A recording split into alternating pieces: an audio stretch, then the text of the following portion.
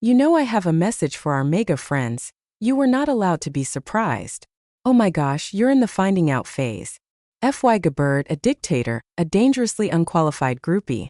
Will your vote hand her all our national secrets? Kash Patel, a conspiracy nut who wants to weaponize the FBI. Elon Musk, hailed for changing the way we drive, celebrated for sending rockets toward the stars. Now the world's richest man is using his power to do something unthinkable. Well, guess what? You know why you got to the finding out phase? 'Cause you followed Robert F. Kennedy Jr., an Antifa profiteer, ready to risk children's lives, cripple cancer research, and revive diseases. Did you vote for Trump thinking he'd make America great again? Well, the Lincoln Project has a message for you. You're not allowed to act surprised anymore. Their new ads are like a political roast, grilling Trump's policies until they're well done and served with a side of, "I told you so." Time to face the music, Trump fans. Your hero might just be tone deaf, flashing funding for life-saving medicine and science, shutting down cancer and Alzheimer's research, and solutions for childhood diseases. Watching the power grab and illegality going on in Washington, it's easy to feel helpless, like there's nothing you can do. Don't remember when Trump promised to turn America into a golden paradise? Well, folks, it looks like his Midas touch is more rusty than shiny. Let's take a peek at what our orange-tinted friend really dug up during his time in the White House. Trump swore he'd make us all rich, but surprise, surprise, those tax cuts for the billionaires didn't exactly rain money on the rest of us. While the fat cats were busy counting their cash, the average Joe was left scrounging for loose change in the couch cushions. Talk about a raw deal. Now let's talk numbers, because numbers don't lie, unlike some people we know. While Trump was busy tweeting about how great the economy was, the wealth gap was growing faster than his nose during a press conference. The top 1% saw their bank accounts explode like a poorly made Trump Tower taco bowl, while the middle class got as much growth as Trump's vocabulary, which is to say, not much at all. But wait, there's more. Remember those amazing trade deals Trump bragged about? Well, they turned out to be about as successful as a Trump university degree. Our farmers, bless their hearts, are now sitting on mountains of soybeans, and let me tell you, that's not a fun Jack in the Beanstalk situation. More like Jack in the bankruptcy, if you ask me. These trade wars hit our hard-working farmers harder than a golf ball off one of Trump's errant tee shots. They found themselves less competitive in international markets, all thanks to Tariff Man's brilliant plan. I guess when Trump said he loved farmers, he meant he loved watching them struggle. Nothing says America first like putting American farmers last, right? And here's the kicker. All these economic shenanigans aren't just a temporary oopsie-daisy. Oh no, the experts, you know those people Trump pretends don't exist, are saying these policies could lead to long-term consequences. We're talking about a wealth disparity so entrenched it makes the Grand Canyon look like a sidewalk crack. The financial stability of middle and lower-income Americans is about as secure as a wig in a hurricane. But don't worry, folks. Trump assured us that his tax cuts would create jobs and economic growth. It was going to be beautiful, tremendous, like nothing we've ever seen before, except, well, it wasn't. The data showed that these benefits weren't trickling down to the average citizen. Shocking, I know. Who would have thought that giving more money to people who already have too much wouldn't help those who have too little? Alright, everyone with a functioning brain, so what have we learned? Trump's golden touch is more like the Midas touch of a dollar store knockoff King Midas. Everything he touches turns to. Well, let's just say it's not gold, and it definitely doesn't smell like roses. Remember when Trump promised to make America's infrastructure great again? Well, folks, it seems like his grand plans for rebuilding the country were about as sturdy as a house of cards in a tornado. Let's take a stroll down memory lane and revisit the comedy of errors that was Trump's infamous Infrastructure Week. First off, can we talk about how many times Trump tried to make Infrastructure Week happen? It was like watching your drunk uncle try to assemble IKEA furniture. Entertaining at first, but eventually just sad. Trump kept announcing it over and over like a broken record player stuck on the world's most boring song. But hey, at least he was consistent in his inconsistency, right? Now let's hop in our imaginary car and take a road trip across Trump's America. Better buckle up, because this ride's going to be bumpier than his comb-over in a windstorm. As we cruise down the highways and byways, we can't help but notice that the potholes are deeper than Trump's understanding of, well, anything. It's like playing a real-life game of Minesweeper, except instead of mines, we're dodging craters that could swallow a smart car whole. Let me know if you'd like further assistance. TLC, let's talk about our bridges.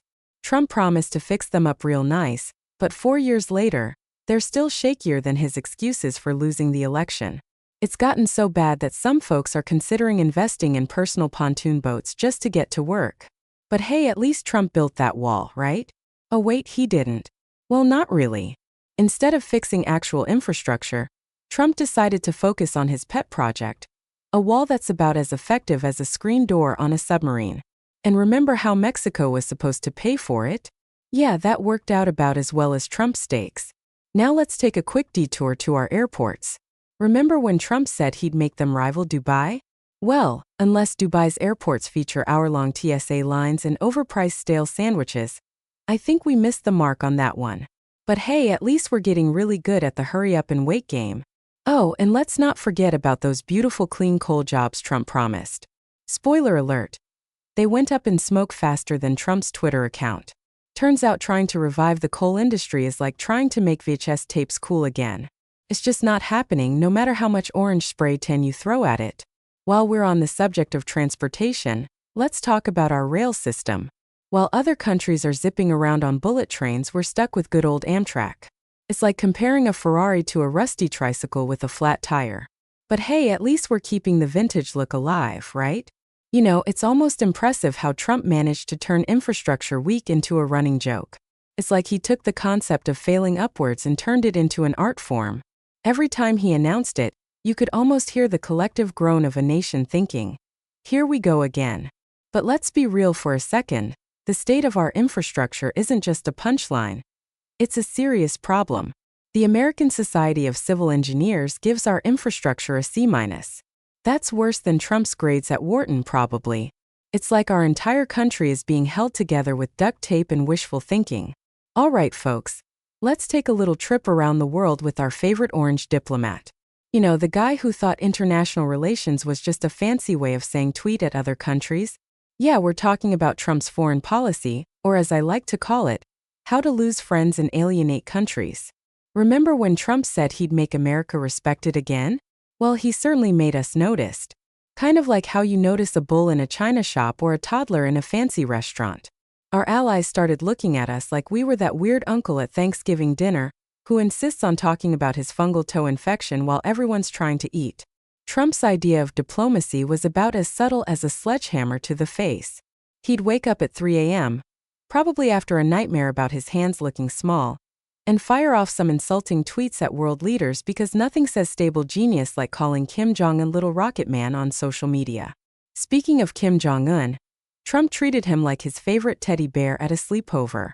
He was writing love letters to this guy while giving NATO the cold shoulder.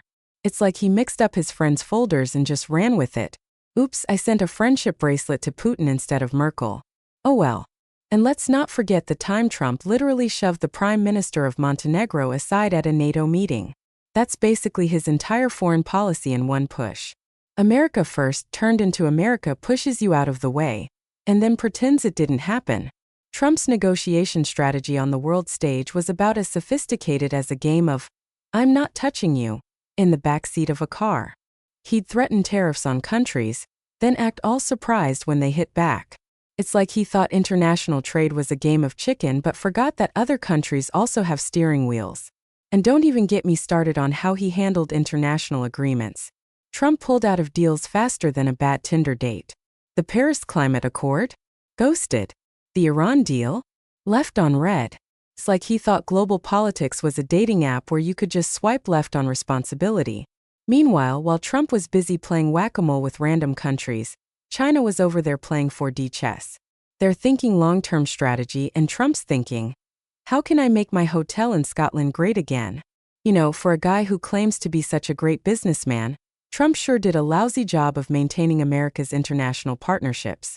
It's like he took the art of the deal and turned it into the art of the squeal on the global stage. By the end of his term, Trump's America First policy looked more like America alone. We became the global equivalent of that kid eating lunch by himself in the school cafeteria. Except instead of a sad sandwich, we're munching on a big old helping of lost respect and broken alliances. Hey folks, remember when Trump promised his supporters they'd be winning so much they'd get tired of winning? Well, it looks like the only thing they're tired of now is all the losing. Let's take a stroll down Broken Promise Lane, shall we? Remember that whole drain the swamp thing? Turns out he didn't just fail to drain it. He turned it into a 5-star resort for alligators. Instead of getting rid of lobbyists and corruption, he basically rolled out the red carpet for them. It's like he misheard drain the swamp as maintain the swamp. Honest mistake, right? And how about that healthcare plan? Trump's brilliant strategy seemed to be don't get sick. Wow, revolutionary. Why didn't anyone think of that before? It's like telling homeless people, just buy a house, problem solved. Meanwhile, folks are still waiting for that terrific healthcare plan he promised. Maybe it's hiding with those tax returns he never released. Speaking of things that never materialized, let's talk about that big beautiful wall. You know, the one Mexico was supposed to pay for? Well, it turns out Mexico didn't get the memo, and neither did the wall. Trump supporters are feeling about as empty as those promises right now. They were expecting a Great Wall of China, but all they got was a great big nothing burger. But hey, at least the economy is booming, right? Well, if by booming you mean making rich people richer while everyone else struggles, then sure. Trump's supporters are starting to realize that those economic policies didn't quite trickle down to their wallets. It's like they were promised a feast but got stuck with the crumbs. Talk about a raw deal. Now let's chat about Trump's business acumen. His supporters wanted a successful businessman as president. What they got was a guy with more bankruptcies than a Vegas gambler on a losing streak. It's like hiring a ship captain who sunk more boats than he sailed. But hey, at least he's consistent, right? And who could forget Trump University? That little venture was like a sneak preview of his presidency: big promises, empty wallets, and a whole lot of lawsuits. It's almost poetic, really. Trump U students thought they were getting the keys to success, but all they got was a hefty bill and a degree in how to get Con 101. The sad thing is, many of Trump's supporters are starting to feel like those Trump U students. They bought into the MAGA dream, but now they're waking up to a not-so-great reality. It's like they ordered a 5-course meal and got served a cold Big Mac instead. But don't worry, folks, Trump's got a solution for all these problems. It's called, well, actually, he doesn't have a solution, but he's got plenty of excuses and people to blame. It's like a game of pin the tail on the scapegoat. Immigrants, Democrats, the media, take your pick. Well, folks, it looks like the Lincoln Project just dropped a truth bomb so massive it's making Trump's Twitter tantrums look like gentle love taps. These ex-Republicans are serving up some spicy ads that might just make Trump choke on his own medicine. Remember when Trump was the master of brutal takedowns? Well, move over, Donnie, because there's a new sheriff in town. The Lincoln Project is turning Trump's favorite weapon against him: brutal, no-holds-barred ads. And let me tell you, they're not pulling any punches. These ads are like a roast so hot it makes Trump's well-done steak look raw. They're hitting harder than Trump's golf cart on a downhill slope, calling out everything from his failed trade wars to his ever-unstable genius foreign policy. One ad even asks Trump voters, "Are you tired of winning yet?" Spoiler alert. The only thing winning is Trump's golf handicap. But here's the kicker. The Lincoln Project isn't just poking fun at Trump's hair or his tiny hands. Nope, they're going for the jugular, basically telling Trump supporters, if you voted for this guy, congrats, you played yourself. Ouch. That's gotta hurt more than a spray tan mishap. And guess what? These ads are spreading faster than Trump's spray tan on a white collar. They're all over social media, living rent-free in MAGA heads. It's like watching a political version of a cat video, except instead of cute kittens, it's Trump getting his comeuppance. The Lincoln Project strategy is pretty clever too. They're not just throwing facts at people. They're using parody and satire to make their point. It's like they took a page out of Saturday Night Live's playbook, but with more political bite. They're making these ads not just informative but entertaining. It's like getting your vegetables, but they're covered in cheese and bacon bits. And the best part? These ads are resonating with people who feel like Trump sold them a bill of goods. You know, the folks who were promised a golden ticket but ended up with a one-way trip to disappointment town. The Lincoln Project is tapping into that frustration and turning it into viral content. Now, you might be wondering, how's old Trumpy taking all this? Well, let's just say his response has been about as calm and measured as a toddler who's been told it's bedtime. Angry tweets, check. Defensiveness, double check. It's like watching a grown man have a tantrum, but with worse spelling. But here's the thing. While the Lincoln Project's approach is definitely getting attention, some folks are saying it might be a bit too much. Critics argue that their tone is so aggressive, It might turn off some voters instead of persuading them. It's like trying to convince someone to try a new food by shoving it in their face. Sometimes it just makes them more stubborn. The Lincoln Project's message is crystal clear though. Trump's not just a bad president, he's bad for America, period. They're not mincing words or trying to play nice. It's like they've taken off the gloves and now they're using those gloves to slap Trump silly with cold,